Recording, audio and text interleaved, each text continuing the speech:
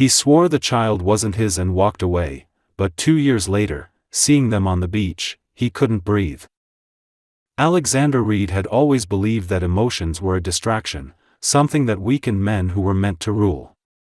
He was the kind of man who measured his life in numbers and victories, not feelings. By 34, he had already built a company that most would envy, commanded respect in every boardroom he entered, and possessed a reputation for being brilliant, ruthless, and utterly untouchable. Everything about his life was planned to perfection. His mornings began with strategy meetings, his nights ended with brandy and silence. Nothing and no one could disrupt the empire he had built. At least that's what he thought before Claire. Claire entered his world quietly, without calculation, without ambition.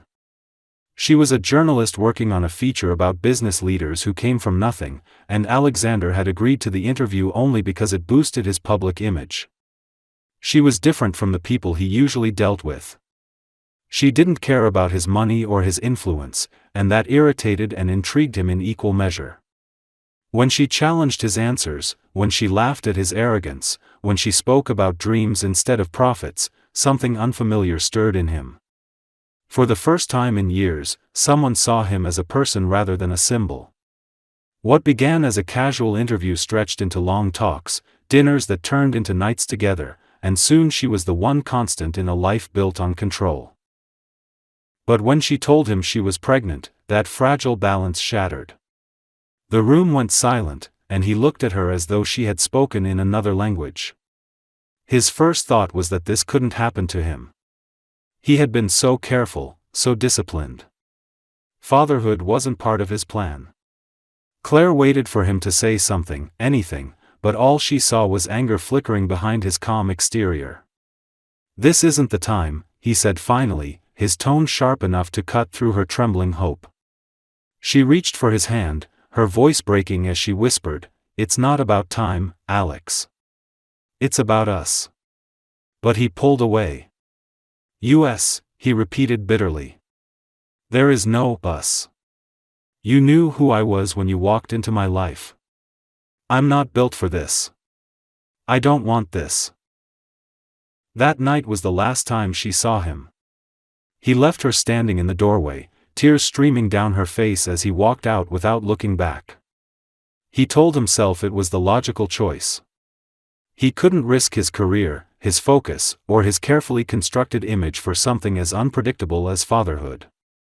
He convinced himself she would move on, that she'd realize he was right, that she'd thank him one day for not dragging her into his world. But as the elevator doors closed, he caught his reflection in the mirrored walls and saw something he didn't recognize: fear. Claire, meanwhile, faced the slow unraveling of her world.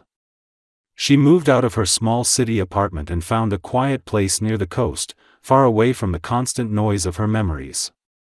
The pregnancy was difficult, not just physically but emotionally. She wanted to hate him, but she couldn't. Every time she felt the baby's kick, she remembered his rare, unguarded smile, the warmth in his eyes when he wasn't hiding behind his ambition. When the doctor told her she was carrying triplets, she laughed through her tears. It felt like life was giving her back everything he had taken away, multiplied threefold. Months later, when she held her daughters for the first time, all fear and loneliness disappeared. 3 tiny faces, all with the same curly brown hair and piercing blue eyes, stared up at her as if they already knew her heart. They were identical, miraculous, and perfect. Claire named them Lily, Grace, and June, and in that moment, she made herself a promise: even if the man who should have been their father wanted nothing to do with them, she would give them the kind of love that could never be replaced by wealth or power. As she rocked them to sleep in the quiet of her small seaside home, she thought about him, not with anger anymore, but with a strange kind of pity. He had everything a man could want, yet he had chosen to walk away from the only thing that could have saved him. She whispered softly into the night, "You'll never know what you lost." And as the waves crashed gently outside, the sound mingled with the soft breaths of her daughters, and for the first time since he left, she smiled. She was no longer broken. She was no longer waiting. She had something he never would: love that asked for nothing and gave everything. 2 years had passed since Alexander Reed had walked out of Claire's life, and in that time, his success had only grown, though the cost of it had become heavier than he ever admitted. His company, Reed Global, was thriving beyond projections, dominating markets across 3 continents. He was featured in business magazines, invited to conferences, praised as a visionary by those who had never seen the loneliness behind his eyes.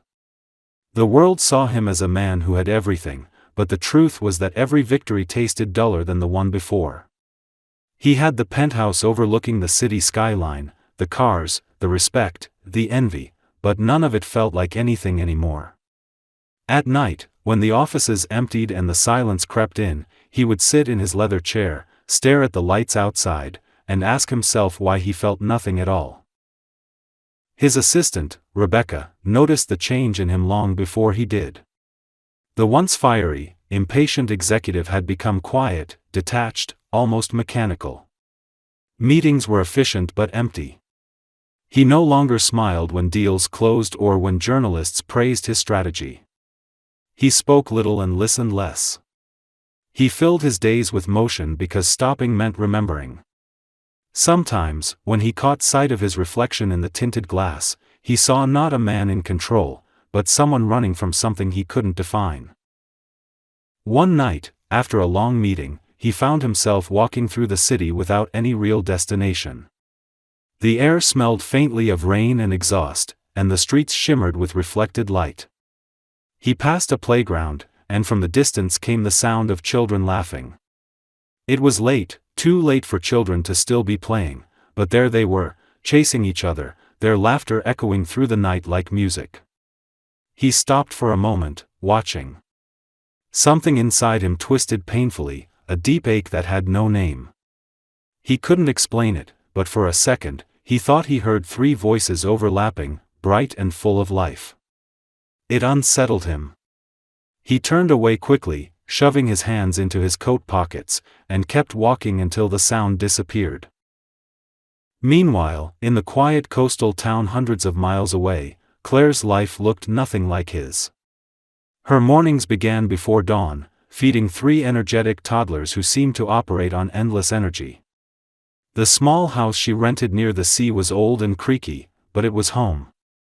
The girls, Lily, Grace, and June, had grown into small whirlwinds of curiosity and laughter.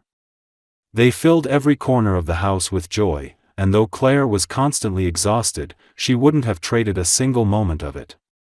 Her hands were rough from work at the bakery, her clothes simple, her world small, but her heart was full. There were nights, however, when exhaustion gave way to quiet reflection. She would sit by the window after putting the girls to bed, a cup of tea growing cold in her hands, and watch the moonlight ripple across the water. Sometimes she thought about Alexander, not as the man who had left her, but as a shadow that had shaped the course of her life. She didn't hate him anymore. Hate required energy she no longer wanted to spend. Instead, she felt something closer to sorrow for him, because she knew he would never know the kind of love that bloomed in the laughter of their daughters. The girls often asked about their father, though they didn't understand what the word meant yet. "Where's Daddy?" Grace asked one evening while Claire brushed her hair. The question froze her for a moment. "He's far away," she said softly. "He's busy." Lily looked up, her blue eyes wide and curious. "Too busy for us?" Claire hesitated, then kissed the top of her daughter's head. "No, sweetheart. Just lost." The answer seemed to satisfy them, and soon they were back to giggling about something silly, but Claire's chest felt heavy long after they fell asleep. Back in the city, Alexander was invited to a charity gala that his PR team insisted he attend. The event was filled with glittering dresses, expensive champagne, and people who spoke in rehearsed compliments. He smiled when required, shook hands, made promises he didn't intend to keep. At one point, a colleague brought up family, asking if he had any children. The question hit him harder than expected. "No," he said flatly, his tone clipped. The man laughed. Smart choice. They slow you down. Alex forced a polite smile, but something in him recoiled. Later that night, when he returned to his empty penthouse, the silence felt heavier than ever. He poured himself a drink, stared at the glass, and for the first time in years, wondered what her life might look like now. He told himself it didn't matter, but he couldn't stop the image that came uninvited to his mind: Claire smiling, holding a child, sunlight in her hair. He pushed the thought away, but it lingered, quietly defying him. He had everything the world said he should want, yet there were moments, quiet, unguarded moments, when he caught himself listening for a sound he couldn't remember ever hearing. A laugh, a voice, something warm and familiar that he couldn't name. And though he didn't know it yet, that hollow ache inside him was leading him back to the place where his heart had been waiting all along. The following spring brought with it a restlessness Alexander couldn't explain. Work no longer distracted him the way it used to. Every meeting, every contract, every deal felt like noise surrounding something deeper that refused to be silenced. His nights had become sleepless, filled with thoughts he couldn't name. He told himself it was just burnout, that he needed a change of scenery, a few days away from the city. When a business associate invited him to a coastal conference, he agreed without hesitation. It was supposed to be a short trip, 3 days by the ocean, away from the flashing lights of downtown and the constant ringing of his phone. He didn't know that this trip would change everything. The morning he arrived, the air smelled different, cleaner, softer, touched by the sea. The town was quiet, lined with small cafes, families walking hand in hand, and laughter that felt unmanufactured. He walked along the pier after his meeting ended, the sound of waves crashing beneath him. For the first time in years, he wasn't thinking about numbers or power. He just watched the horizon and felt something loosen in his chest. It was strange and unfamiliar, like breathing after being underwater too long. He found himself wandering without purpose until the sound of laughter stopped him in his tracks. It wasn't ordinary laughter. It was high, sweet, and doubled, then tripled, a chorus of giggles that floated across the sand. He looked down toward the beach and saw a woman kneeling in the sand, her long blonde hair catching the sunlight as she helped 3 little girls build a sandcastle. They were small, identical, each with curls of light brown hair that glowed gold under the sun and eyes so blue they seemed to hold the sky inside them. Something inside him froze. The air around him shifted. He didn't know why, but his heart started pounding, a sound so loud it drowned out the sea. He stood there, unable to move, as the girls turned to look at him. It was only for a moment, but it felt like eternity. Their eyes, those eyes, were his. The same deep blue, the same shape, the same spark he saw in the mirror every morning. His throat went dry, and he could barely swallow. The woman looked up then, and his breath caught. Claire. Time seemed to slow around her. She hadn't changed much, though she looked different in ways that hurt to notice. She was thinner, maybe from exhaustion, but there was strength in the way she held herself, in the way her arms instinctively gathered her daughters close. Their eyes met, and the world went silent. No anger, no tears, just a long, heavy silence filled with everything neither of them had said for 2 years. She didn't speak. She didn't need to. She simply turned, gathered the girl's hands in hers, and walked away. He stood there long after they disappeared from view, his pulse racing. The sound of their laughter still echoed in his ears like a haunting melody. He couldn't breathe properly, couldn't think, couldn't rationalize what he had just seen. He replayed it over and over in his mind, the curls, the eyes, the unmistakable resemblance. He had spent 2 years convincing himself he'd made the right decision, that walking away had been strength, not cowardice. Now, all at once, that illusion shattered. That night, in his hotel room overlooking the ocean, he didn't sleep. He sat by the window, staring into the dark waves, a drink untouched on the table beside him. Every time he closed his eyes, he saw them, 3 little girls laughing, their hands covered in sand, running toward the water. He thought about what Claire must have gone through. He thought about how he had left her, how easily he had said those words, "I won't acknowledge this child." He had said it like it meant nothing. Now the memory cut through him like a knife. For the first time in his life, Alexander Reed, the man who prided himself on never regretting anything, felt regret that hollowed him out completely.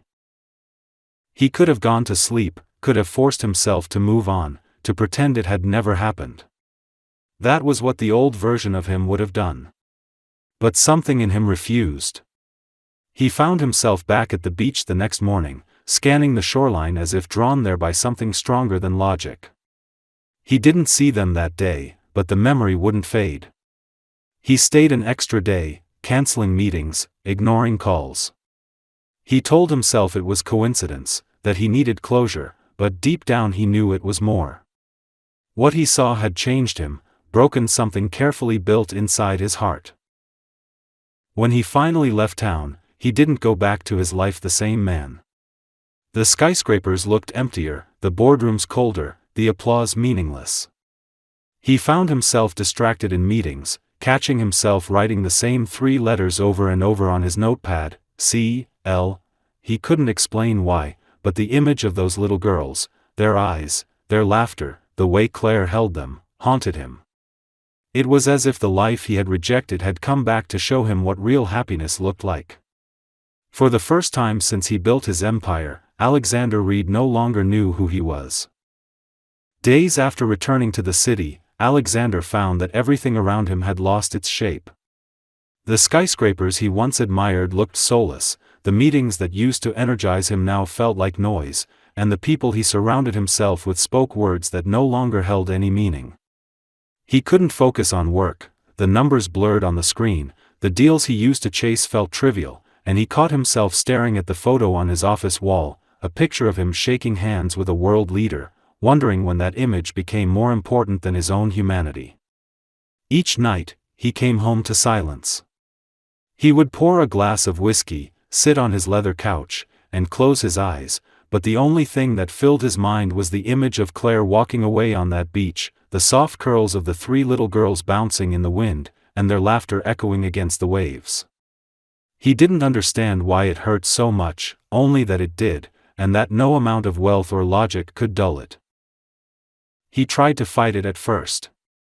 He told himself it was guilt, an emotion he could control, a phase that would fade if he buried himself deep enough in work. He scheduled extra meetings, accepted interviews, even attended meaningless galas, but every face he saw reminded him that he had no one waiting for him. The thought of those 3 children haunted him relentlessly. Sometimes he saw them in his dreams, playing on the sand, their eyes full of light, calling out to someone he couldn't reach. He'd wake up sweating, angry at himself, furious that he couldn't erase them from his mind. Then, one night, while driving home through the empty streets, he made a sudden decision. He didn't even realize he had turned the car around until he was already heading toward the highway.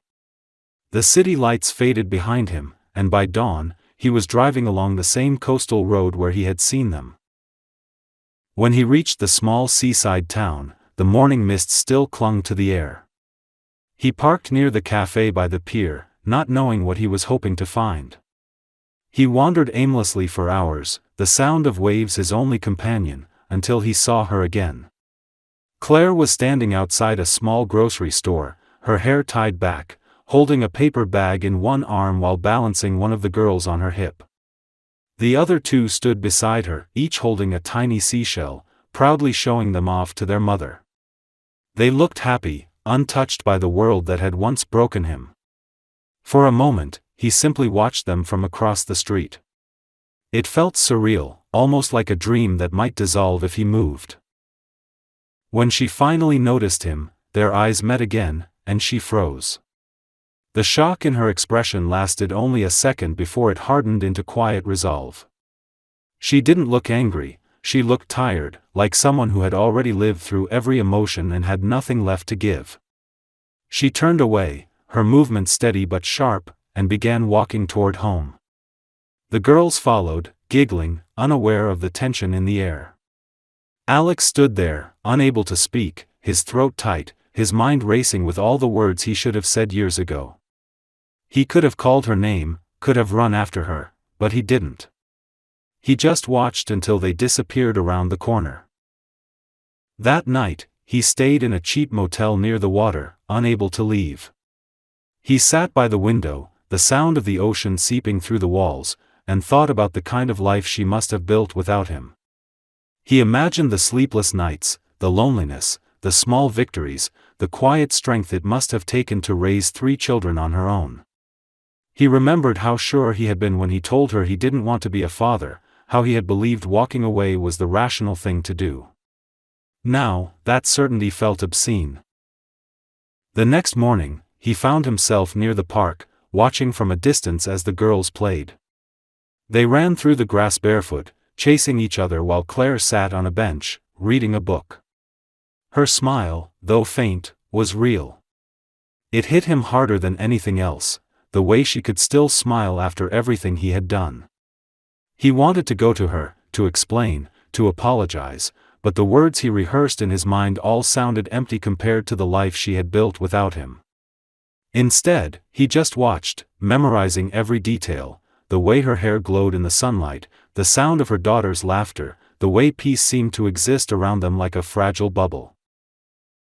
That night, he drove back to the city, but something inside him stayed behind. The walls of his penthouse felt smaller now, suffocating even. He poured himself a drink, stared out at the skyline, and whispered to no one, "What have I done?" For the first time, he realized that his empire had been built on the ruins of something irreplaceable.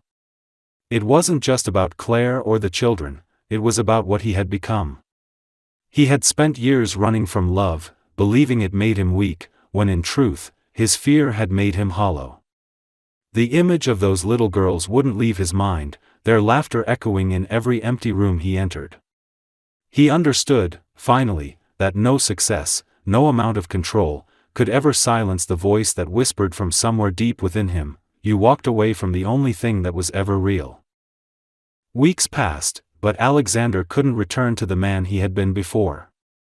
The city felt smaller, his office colder, and even the people who used to admire him now seemed like strangers speaking a language he no longer understood. His thoughts were always elsewhere, by the sea, with her, with the children he couldn't stop seeing in his mind. He tried to bury himself in work again, forcing long hours and endless meetings, but it didn't work anymore. Every success felt empty. The deals that once fueled his ambition now disgusted him. He had built everything he thought he wanted, yet none of it mattered when he closed his eyes at night and saw the faces of 3 girls who carried his eyes and her smile. He started drinking more than usual, not enough for anyone to notice, but enough for him to feel the dull burn that made the silence bearable.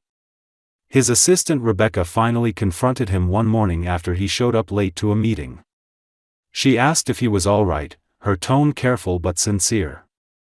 He brushed it off with the kind of polished indifference he'd mastered years ago, but she didn't believe him. As she left the office, she said something that stayed with him, "Whatever you're chasing, it's already gone, isn't it?" He didn't respond, but her words pierced deeper than she knew. That night, he sat alone in his apartment, staring at the city lights, and whispered to himself that maybe she was right. Eventually, he couldn't take the distance anymore. He needed to see them again, not out of guilt, but because something inside him demanded it. It wasn't about control or redemption, it was about finding what he had lost, even if it was too late. One Friday, he packed a small bag, left his phone on the kitchen counter, and drove through the night. The road blurred under the headlights, the dark horizon stretching endlessly before him. When he arrived at the town the next morning, the air was crisp and quiet. He went straight to the bakery where he remembered seeing Claire once, thinking maybe she still worked there, or maybe someone knew her. When he entered, the bell above the door chimed softly, and the smell of fresh bread filled the air. A woman behind the counter looked up and smiled politely, not recognizing him. He asked for Claire in a voice that felt foreign to his own ears. The woman studied him for a moment, her expression cautious. "She comes in sometimes," she said slowly, "with her girls. They live near the cliffs." That was all he needed. He thanked her and left, his pulse racing as he drove toward the edge of town. The cliffs overlooked the sea, and there, nestled among the wildflowers and wind, was a small white cottage with a blue door. He parked at a distance, unsure what to do next. Through the window, he could see movement, a blur of blonde hair, the sound of laughter, and Claire's soft voice. He stood there for a long time, unable to move closer. He felt like an intruder in a life that had learned to exist without him. Then one of the girls came running outside, chasing a butterfly. She had curls that caught the sunlight, eyes bright with curiosity. When she noticed him, she froze, studying him with a seriousness far beyond her years. For a moment, time stopped. The girl tilted her head, her small brow furrowed, as if trying to place him in some memory she didn't have. Then she smiled, a small, hesitant smile that shattered him. Claire appeared at the door, calling her name, and when she saw him, her expression changed completely. She didn't say a word. The silence between them was heavier than the wind that whipped around them. He could see the questions in her eyes, the guarded strength in the way she stood. She looked beautiful and tired and untouchable all at once. Finally, he spoke, his voice rough, uncertain. "Claire," he said quietly, "I didn't come here to make excuses." She didn't reply, just crossed her arms as if to shield herself from the words she knew were coming. "I saw you," he continued. "At the beach. The girls. His voice faltered. "I know what I did. I can't change it. But I can't pretend I didn't see what I saw." For a long moment, neither moved. The only sound was the sea crashing below the cliffs. When she finally spoke, her tone was calm but laced with years of hurt. "What do you want, Alexander?" He didn't know how to answer. He wanted forgiveness, but he didn't deserve it. He wanted to know his children, but he had no right to ask. "I don't know," he admitted. "Maybe just to see them. To see you." Her eyes softened for a fraction of a second, then hardened again. "You've seen enough," she said quietly, turning toward the door. But before she went inside, she added, "They don't know who you are. Don't confuse them." Then she closed the door, and he was left standing in the wind, staring at the blue paint that separated him from everything he had ever wanted. That night, he sat in his car near the cliffs until the stars came out. He thought about driving away, but he couldn't. The thought of leaving again made him physically sick.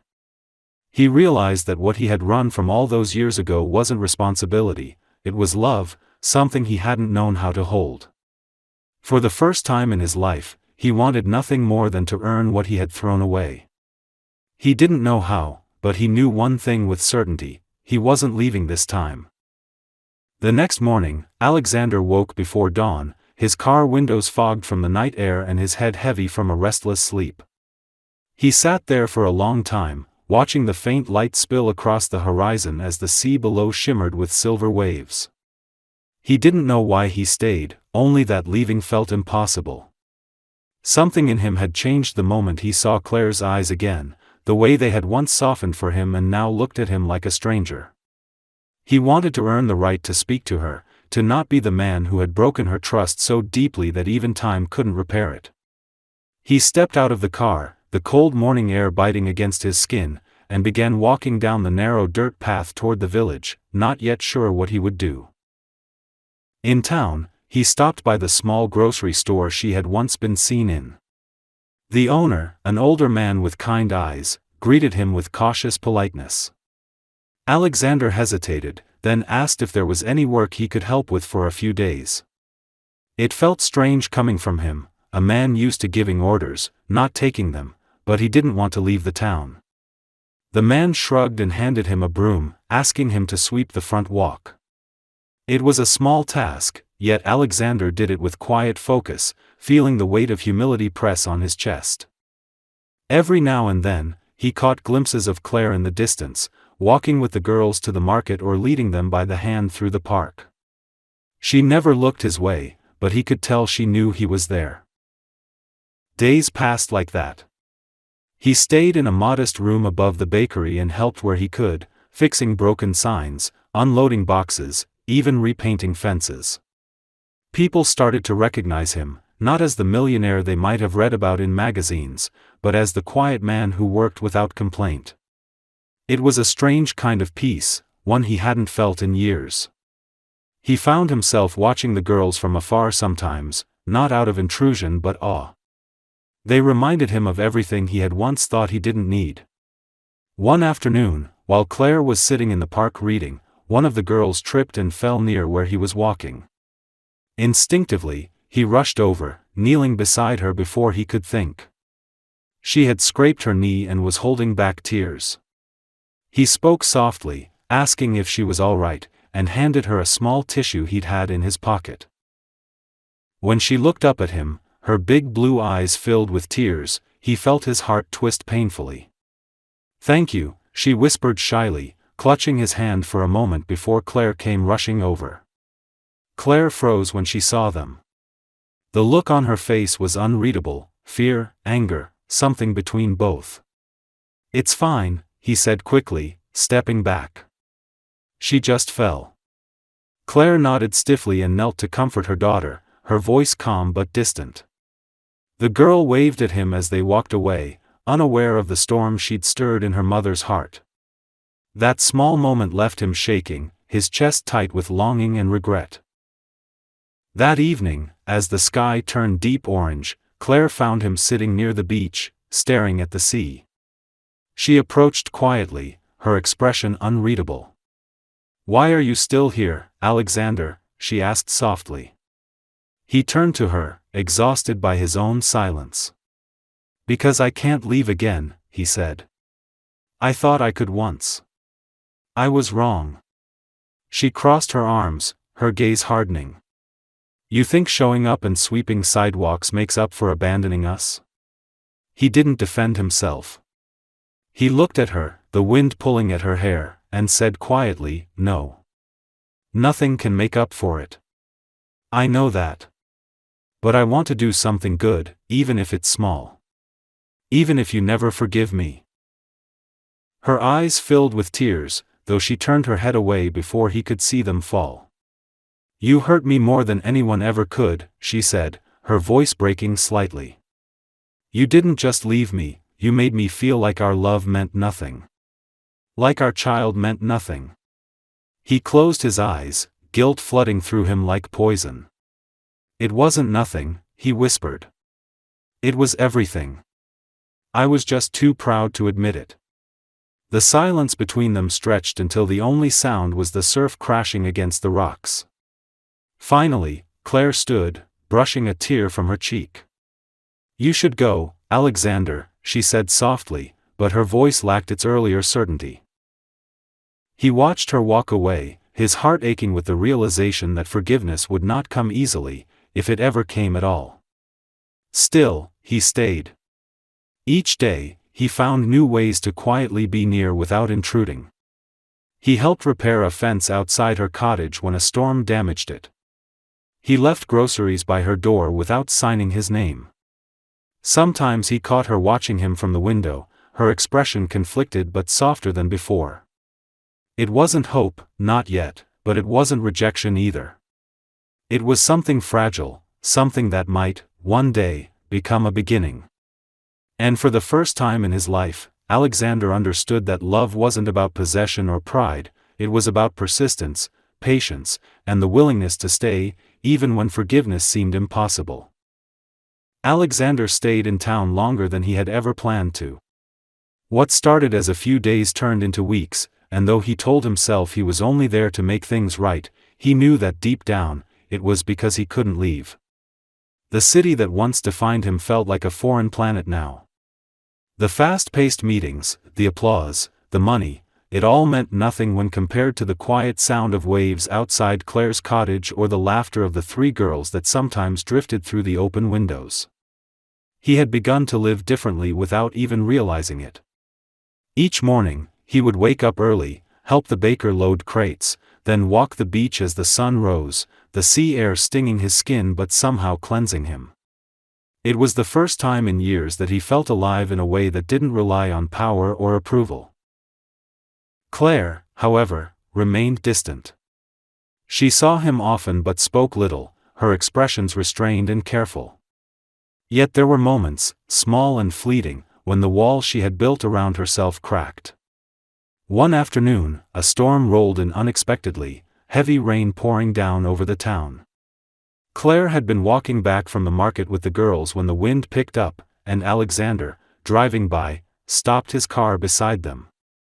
He opened the passenger door without a word, and for a long moment, she just stood there, her hair soaked, her lips pressed into a thin line. Finally, she sighed and told the girls to get in. The ride back was silent except for the sound of the rain hammering the roof. When they reached her cottage, the girls jumped out laughing, splashing in puddles, while Claire lingered by the door, hesitant. She looked at him then, really looked, and said quietly, "You shouldn't keep doing this. They'll start asking questions." He met her gaze and replied, "Then tell them I'm someone who's trying to be better." She said nothing, but she didn't walk away immediately, and for him, that silence was enough to keep going. Days after that, something began to shift between them. It wasn't forgiveness, not yet, but something softer, an unspoken understanding that perhaps redemption didn't come all at once, it came in small, quiet gestures. Alexander fixed her garden fence, not because she asked, but because he noticed it leaning after a windstorm. He began leaving coffee on her porch early in the morning, knowing she always took it black with a touch of sugar. Once, when one of the girls wandered into town chasing after a lost balloon, he was the one who found her and brought her home, holding her tiny hand carefully the entire way. Claire watched from the doorway, her eyes full of confusion, gratitude, and something else she didn't want to name. One evening, as the sunset painted the ocean gold, Alexander sat by the cliffs again. Claire appeared, her hands in her coat pockets, her expression calm but serious. "You're still here," she said, her voice more curious than cold. He nodded. "I told you, I'm not leaving." She exhaled softly, sitting down beside him, though she kept a careful distance. The silence between them wasn't uncomfortable anymore. After a long pause, she said quietly, "They think you're just a nice man from town." He smiled faintly. "Maybe that's enough for now." She turned to him, studying his face, searching for the arrogance that used to live there and finding none. "You've changed," she said softly, almost to herself. "I had to," he replied. "I lost too much not to." For the first time in years, they talked, really talked. They spoke about the past, about who they were before everything broke. He told her about his empty victories, about how the silence of success was louder than any applause. She told him about the nights she cried herself to sleep, about learning to be strong because she had no other choice. They didn't forgive each other, not that night, but something unspoken settled between them, a fragile bridge built from shared pain and mutual understanding. As she stood to leave, she said quietly, "I don't know if I can ever trust you again, Alexander." He looked up at her, his voice steady but raw. "I don't expect you to. I just want to deserve the chance." After she left, he stayed on the cliff until the stars came out, the sound of the sea echoing below. For the first time since walking away years ago, he felt like he had a purpose, not the kind that came with status or money, but something deeper, something that could only be measured by how much love he was willing to give without expecting anything back. He didn't know what would happen next or if she would ever let him fully back into her life, but he knew one thing for certain, he wasn't running anymore. Months passed, and the rhythm of their lives began to intertwine in ways neither of them expected. The small seaside town no longer whispered about the strange man who had arrived out of nowhere, because by now, Alexander was part of the quiet landscape. He became a fixture in simple things, helping the grocer unload shipments, repairing fishing nets, carrying boxes for the bakery, walking along the docks in the early mornings when the mist still hung thick in the air. He no longer moved like the powerful man he once was. The weight of his presence had softened, his arrogance worn away by time, regret, and humility.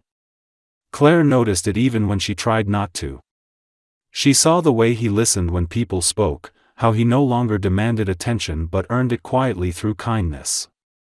He had become someone different, and that truth unsettled her as much as it moved her. One chilly morning in late spring, she was walking with the girls when one of them ran ahead, tripping on a stone. Before she could even react, Alexander was there, lifting the child gently into his arms, brushing the dirt from her knees, his voice calm and steady as he soothed her tears. Claire froze, her heart catching in her throat.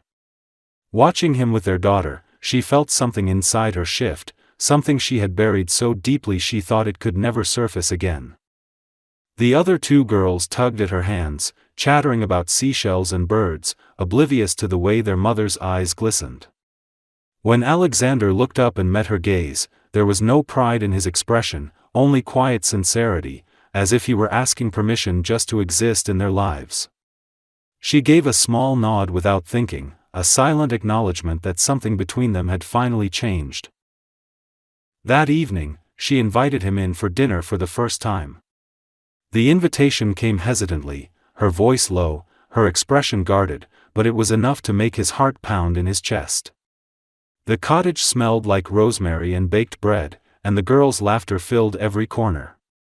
They climbed onto his lap without fear, showing him their drawings, one of them tracing his face with her tiny hand and declaring that his eyes looked like the sky after rain. He laughed softly, a sound that felt unfamiliar to him, almost painful in how real it was. Claire watched them from across the table, her fork untouched, her eyes flickering between disbelief and something warmer. When the girls went to bed, the house fell into a comfortable silence broken only by the distant sound of waves. Claire poured him a cup of tea, her hands trembling slightly as she set it down. "They like you," she said quietly, not meeting his eyes. He smiled faintly. "They're incredible," he replied. "They deserve everything good in this world." She hesitated, then asked, "Why now, Alexander? Why after all this time?" He looked at her, his voice low, steady but filled with emotion. "Because I finally saw what love actually is," he said. "It isn't pride. It isn't control. It's showing up. It's staying when it hurts. I didn't understand that before. I do now." She stared at him for a long moment, her walls trembling but not yet fallen. "You broke me once," she whispered. "I don't know if I can let you close enough to do it again." He reached across the table, his hand stopping just short of hers. "Then let me spend the rest of my life proving I never will," he said. For a long time, she said nothing. Then she nodded, a single tear slipping down her cheek before she could stop it. It wasn't forgiveness, not completely, but it was the first step toward it. That night, as he walked back to his small room overlooking the cliffs, the stars burned brighter than he had ever seen them, and the sound of the sea below no longer felt like a reminder of what he'd lost but a promise of what he might still gain. Over the next months, he became part of their world in small, tender ways. He walked the girls to school, taught them how to skip stones, and read them stories in the evenings when Claire worked late at the cafe. The townspeople stopped calling him the stranger and began greeting him by name. Claire found herself smiling more, her laughter returning like sunlight after a long storm. There were still moments of hesitation, still shadows of the past that rose without warning, but each time they did, he stayed, steady, patient, unwavering. One summer afternoon, as the family walked along the beach, the girls ran ahead, their laughter echoing against the sound of waves. Claire and Alexander walked behind them, the wind playing with her hair, the light reflecting off the water. He turned to her, his voice quiet but full of wonder. "Do you ever think we got a second chance?" She looked at him, her eyes soft and filled with peace. "No," she said. "I think we built a new one." He smiled, reaching out his hand, and for the first time in years, she took it. Together they stood watching the girls draw shapes in the sand, their footprints overlapping in the wet earth as the tide crept closer. For the first time since he had walked out that door years ago, Alexander felt whole. The man who once believed love made him weak now understood it was the only thing that had ever made him strong. The sea roared gently beside them, endless and alive, carrying away the last pieces of who they had been, leaving only who they were now, a family, imperfect but finally together, standing at the edge of a new beginning.